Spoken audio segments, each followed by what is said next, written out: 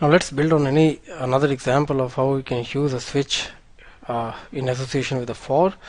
Now suppose we're trying to print the day on any particular date for the entire month. So we started with first, and let's say the days of the month are 31. So we've taken up a for loop, or we could use a while loop also. So we have till the date is less than the days of month, and the date increments every time the loop runs. And within this switch, let's see if we put down on the state or something else. Let's use this on an int, say 1. So we'll be using the state, and then we'll say that this is days Monday. Now the date variable, it goes from 1 to 31, but the case values are only from 1 to 7. So let's do something so that we could transform this to a smaller value, say int val is equal to date %7. Now here in this case, now 7 is not gonna come, so let's put this to be 0.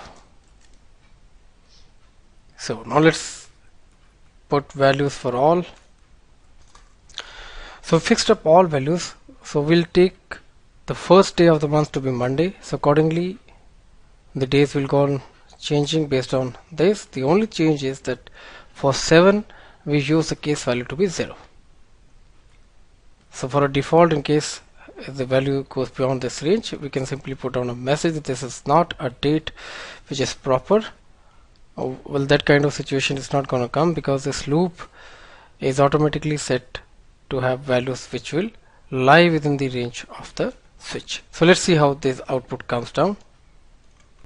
So there's another problem here, is that I've just checked that we're not getting the value for the last day of the month.